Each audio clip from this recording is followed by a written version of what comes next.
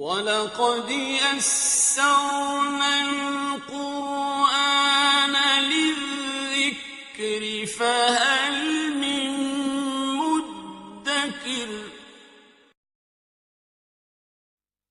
اعوذ باللہ من الشیطان الرجیم بسم اللہ الرحمن الرحیم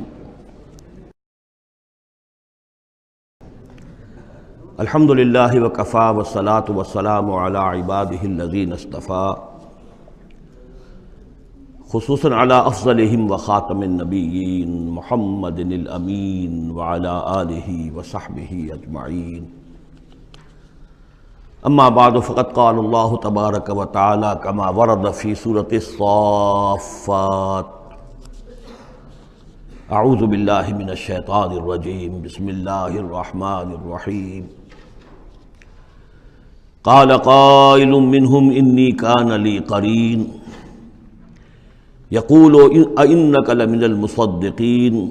اَإِذَا مِتْنَا وَكُنَّا تُرَابًا وَعِظَامًا أَإِنَّا لَمَدِينُونَ قال هل أنتم مطلعون فاطلع فرآه في سواء الجحيم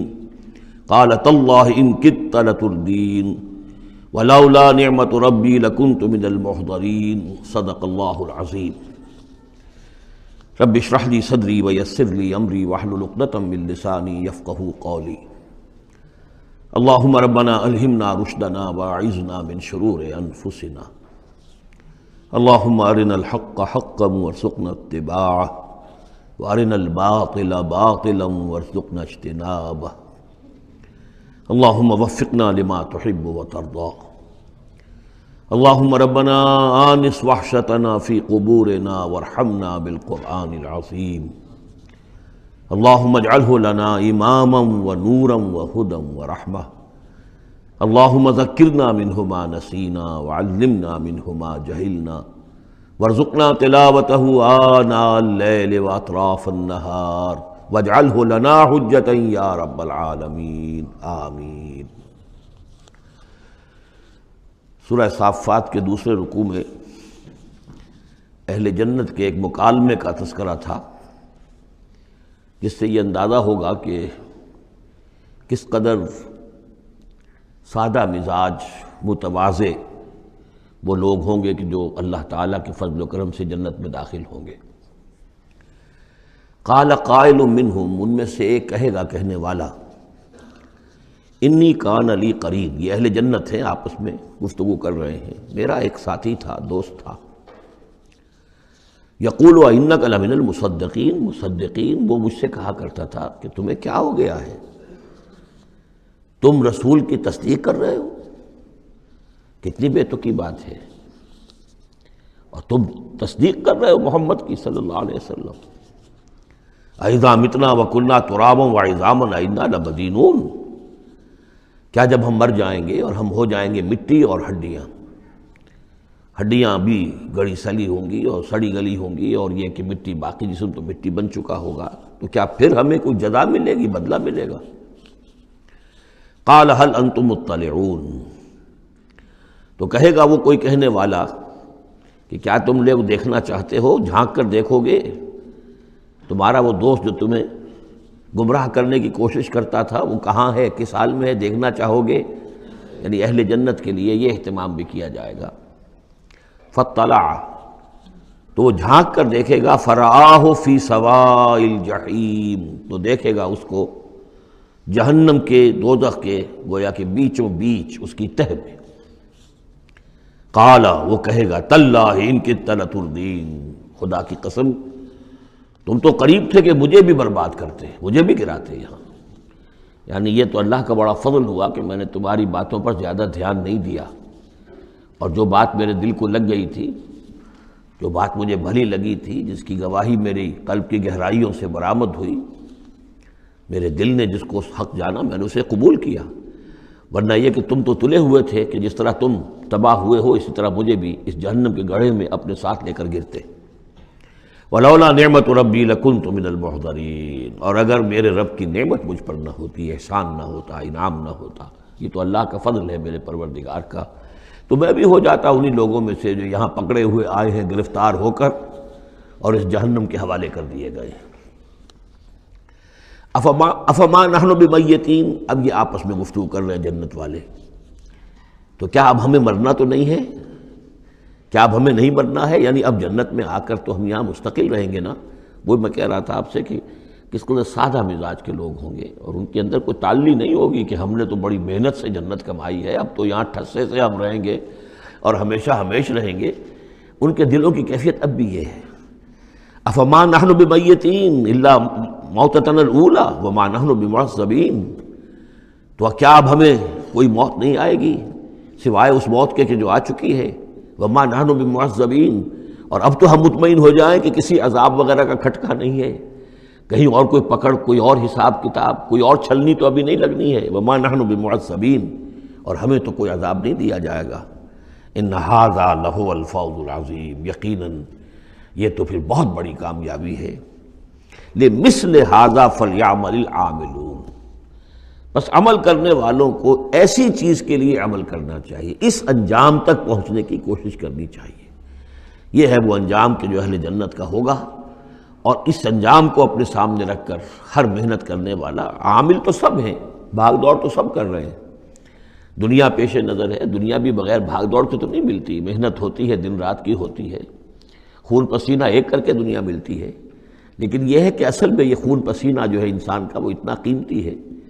کہ اس کے عوض تو یہ جنت حاصل کرنی چاہیے، نہ یہ کہ محض دنیا کی چند روزہ زندگی کے عیش و آرام اور صرف اس کی زیبائش و آرائش۔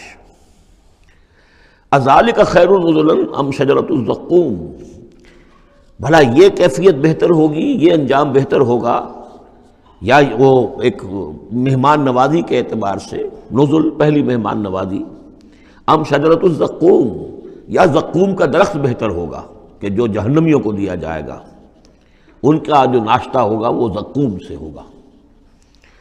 انا جعلناها فتنۃ للظالمین، ہم نے اس درخت کو ظالموں کے لیے، کافروں کے لیے فتنہ بنا دیا۔ اس کا ذکر آ چکا ہے سورہ بنی اسرائیل میں کہ یہ جو درخت ہے زقوم، قرآن کہتا ہے کہ جنت جہنم میں ہوگا، جہنم تو آگ کی جگہ ہے، تو وہاں درخت کیسے ہو جائے گا؟ کہاں درخت کہاں آگ؟ تو ہم نے اس کو فتنہ بنا دیا ہے۔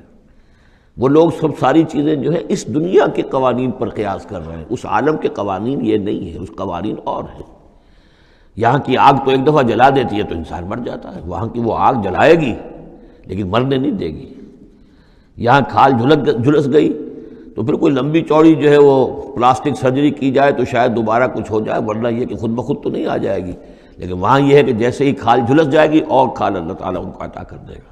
تو وہاں کے نوامیس، وہاں کے قوانین، وہاں کے جو بھی لاز ہیں وہ مختلف ہیں یہاں کے قوانین سے۔ انا جعلناها فتنۃ للظالمین انہا شجرۃ تخرج فی اصل الجحیم، وہ ایک درخت ہے کہ جو جہنم کے بالکل تہ میں سے ابھرے گا، نکلے گا۔ طلعها کأنہ رؤوس الشیاطین، اور اس کے گابھے ایسے ہوں گے، خوشے ایسے ہوں گے جیسے شیطانوں کے سر ہیں، یعنی کوئی بہت ہی خوفناک قسم کے اور بہت بدنما۔ فَإِنَّهُمْ لَآكِلُونَ مِنْهَا، پھر یہ جو جہنمی ہے یہ کھائیں گے اس میں سے مجبور ہو کر۔ ویسے انسان اس کو دیکھنا تک پسند نہیں کرے گا، اس میں اس قدر کراہت ہوگی، لیکن یہ کہ چونکہ بھوک کی شدت ہوگی تو وہ کھائیں گے، منہ ماریں گے اس میں۔ فَمَالِئُونَ مِنْهَا الْبُطُونَ، اور اس سے اپنے پیٹوں کو بھریں گے۔ ثُمَّ إِنَّ لَهُمْ عَلَيْهَا لَشَوْبًا مِّنْ حَمِيمٍ، پھر جب اندر سے وہ کھولے گا اور پیاس کی طلب ہوگی تو پھر انہیں ایسا پانی دیا جائے گا کھولتا ہوا پینے کے لیے کہ جس میں پیپ کی ملاوٹ ہوگی، پیپ ملایا گیا ہوگا، لَشَوْبًا مِّنْ حَمِيمٍ۔ ثُمَّ إِنَّ مَرْجِعَهُمْ لَإِلَى الْجَحِيمِ، پھر یہ تو ابھی ابتدائی ہو گئی نا، جو ان کی مہمان نوازی جو ہے ابتدا میں ہو رہی ہے، اور اس کے بعد پھر ان کو لوٹا دیا جائے گا جہنم میں۔ انہم الفوا آباہم ضالین، یہ وہ لوگ ہیں جنہوں نے اپنے آباء و اجداد کو پایا گمراہ، بھٹکا ہوا، اب انہی کے اوپر انہوں نے انہی کے نقش پا پر چلنا شروع کر دیا۔ فہم علی آثارہم یہرعون، تو انہی کے نقوش پا پر اب یہ دوڑ رہے ہیں، بے اختیار دوڑے چلے جا رہے ہیں، بغیر سوچے سمجھے، جو بھی آباء و اجداد کے طور طریقے ہیں۔ وَلَقَدْ ضَلَّ قَبْلَهُمْ أَكْثَرُ الْأَوَّلِينَ، حالانکہ ان سے پہلے بھی جو پہلے لوگ تھے ان کی اکثریت بھی گمراہ تھی، وہ تو ہم دیکھ چکے ہیں۔ ان تُطِعْ أَكْثَرَ مَنْ فِي الْأَرْضِ يُضِلُّوكَ عَنْ سَبِيلِ اللَّهِ، یہ ہم آیت پڑھ چکے ہیں۔ اگر تم زمین میں بسنے والوں کی اکثریت کی پیروی کرو گے تو وہ تو تمہیں گمراہ کر کے چھوڑے گی۔ پھر یہ آیت بھی سورہ یوسف میں آ چکی ہے، وما یؤمن اکثرهم باللہ الا وهم مشرکون، کہ ان کی اکثریت جو ہے اللہ پر ایمان نہیں رکھتی مگر کسی نہ کسی نوع کے شرک کے ساتھ۔ اور شرک یہی ہوتا ہے کہ ایک بڑے اللہ کو مان کر کسی نہ کسی چھوٹے اللہ کو بھی مانا جائے، اور ہوتا یہ ہے کہ وہ چھوٹا خدا جو ہے وہ اعصاب پر سوار ہو جاتا ہے، وہ بڑا تو کہتے ہیں وراء الورا، وہ تو ہے بیٹھا ہوا ہے، اسے اس دنیا کی فکر بھی نہیں ہے، کوئی چنتا بھی نہیں ہے، کوئی تشویش بھی نہیں ہے، وہ اپنے اندر مگن ہے۔ مشائین کا فلسفہ یہ ہے جو ارسطو کے پیروکار ہیں،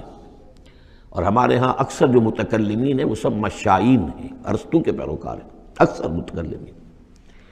تو متکلمین کے اس مشائین کا، ارسطو کا فلسفہ یہ ہے کہ اللہ تعالیٰ صرف کلیات کا عالم ہے، جزیات کا نہیں ہے، زیادہ اسے اس کائنات کی فکر ہی نہیں، اس نے بس پیدا کر دیا ہے، بس اللہ خیر صلی اللہ، کچھ قوانین بنا دیے، یہ خود بخود چل رہی ہے، اب اسے اس سے کچھ سروکار نہیں۔ جیسے کہ کوئی کھلاڑی جو ہے وہ فٹ بال کو کک مارتا ہے، اب وہ فٹ بال جا رہی ہے، اب کھلاڑی ادھر کھڑا ہے، فٹ بال جا رہی ہے، اب یہ کھلاڑی چاہے کہ روک لے تو وہ فٹ بال کو روک تو نہیں سکتا، یہ تو جا رہی ہے، وہ تو زمین کی فرکشن ہے، کوئی رکاوٹ ہے، یا اس کی اپنا مومنٹم ختم ہوگا تو پھر یہ ہے کہ وہ رکے گی۔ تو یہ تصورات بھی اللہ کے بارے میں دنیا میں رہے ہیں، اور بڑے بڑے حکماء کے رہے ہیں، فلاسفہ کے رہے ہیں۔ انسان نے جب اپنے پیمانے ہیں ان پر اللہ کو ناپنا چاہا اور تولنا چاہا تو پھر اسی قسم کی حماقتوں میں انسان مبتلا ہوا۔ وَلَقَدْ ضَلَّ قَبْلَهُمْ أَكْثَرُ الْأَوَّلِينَ، ان سے پہلے بھی جو پہلے تھے، پہلوں کی اکثریت بھی تو گمراہوں پر مشتمل تھی۔ وَلَقَدْ أَرْسَلْنَا فِيهِمْ مُنذِرِينَ، ہم نے ان میں بھی اپنے خبردار کرنے والے بھیجے تھے۔ فَانظُرْ كَيْفَ كَانَ عَاقِبَةُ الْمُنذَرِينَ، تو دیکھ لو کیسا انجام ہوا ان کا جن کو خبردار کر دیا گیا تھا۔ قوم نوح کا کیا انجام ہوا، قوم ہود کا، قوم صالح کا، قوم شعیب کا، اور صدوم اور عمورہ کے شہروں کا، تم دیکھ لو کیا انجام ہوا۔ الا عباد اللہ المخلصین، البتہ ان میں سے جو اللہ کے خاص بندے تھے اللہ نے ان کو بچایا۔ وَلَقَدْ نَادَانَا نُوحٌ فَلَنِعْمَ الْمُجِيبُونَ، اور ہمیں پکارا تھا نوح نے تو ہم کیا ہی اچھے ہیں جواب دینے والے اور دعا کے قبول کرنے والے۔ رب انی مغلوب فانتصر، حضرت نوح علیہ السلام نے جب فریاد کی پروردگار مجھے تو انہوں نے دبا لیا ہے، میں مغلوب ہو گیا ہوں، تو اب تو ہی بدلہ لے اور تو ہی مدد فرما۔ تو اللہ کی مدد آ گئی، وَنَجَّيْنَاهُ وَأَهْلَهُ مِنَ الْكَرْبِ الْعَظِيمِ، اور ہم نے اسے اور اس کے گھر والوں کو کرب عظیم سے نجات